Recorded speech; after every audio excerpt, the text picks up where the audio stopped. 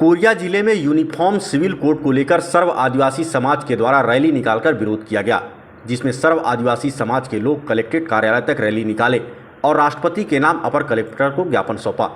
सर्व आदिवासी समाज के बैनर तले काफ़ी संख्या में सभी आदिवासी समाज के लोग एकजुट हुए और पुराने आरटीओ कार्यालय के पास से रैली निकालकर सभी कलेक्टर कार्यालय पहुंचे। सभी यूसीसी का विरोध कर रहे थे। इनका कहना है कि देश भर में 705 से ज़्यादा आदिवासी समुदाय है और ये आदिकाल से रूढ़िवादी प्रथा, परंपरा, रीति नीति, संस्कृति के अनुसार जीवन यापन कर रहे हैं। देश के संविधान ने इनके मौलिक अधिकार को संरक्षण देने की बात कहता है। ऐसे में देश के 15 करोड़ आदिवासी कहीं न कहीं यूसीसी से खुद को अलग रखना चाहते हैं। वहीं इनके द्वारा कहा गया कि हिंदू कानून आदिवासियों पर लागू नहीं होता, क्योंकि उनकी अपनी प्रथागत कानून है जो संविधान के तहत संरक्षित है। भारतीय संविधान के अनुच्छेद 13(3) में रूढ़ी प्रथा, प्रथा विधि कानून का बल प्राप्त है। यहाँ तक कि अदालतों ने भी अपने कई निर्णय में कहा है कि आदिवासी हिंदू नहीं हैं, ये अपने प्रथागत कानूनों द्वारा निर्देशित होते हैं। समान नागरिकता संहिता लागू होने से विशिष्ट पहचान प्रभावित होगी।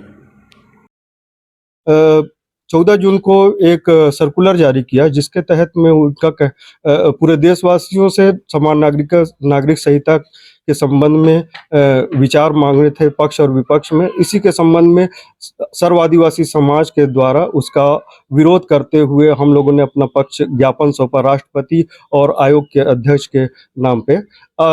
हम अपने आदिवासियत को बचाने के लिए, रूढ़ी प्रथा, परंपरा, संस्कृति को बचाने के लिए हम इसका विरोध करते हैं। आदिवासी समुदाय अपने रूढ़ी, परंपरा, संस्कृति से जीता है, जिसको कि कानून में, संविधान के अंतर्गत स्पेशल राइट्स मिले हुए हैं। रूढ़ी और प्रथा को विधि का बल प्राप्त है। अनुच्छेद 13(3) के तहत पेशा एक्ट लागू है, 5वीं अनुसूची क्षेत्र में के अंतर्गत आते हैं।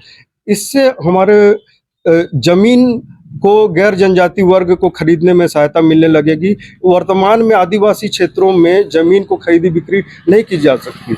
यूनिफॉर्म सिविल कोड आ जाने के बाद उत्तराधिकार जब हमारी बहनों के पास में आ जाएगा और वो अगर गैर जनजाति के पास शादी कर लेती हैं तो हमारी आदिवासियों की जमीन उनके पास जाने का खतरा बढ़ जाएगा और हमें अभी कोर्ट कचहरी के चक्कर लगाने पड़ जाएंगे।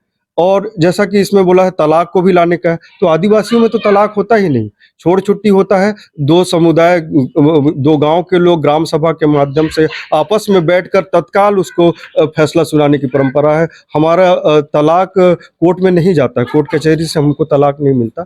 समुदाय अपने बीच में ही, आपस में ही तलाक को कर देता है।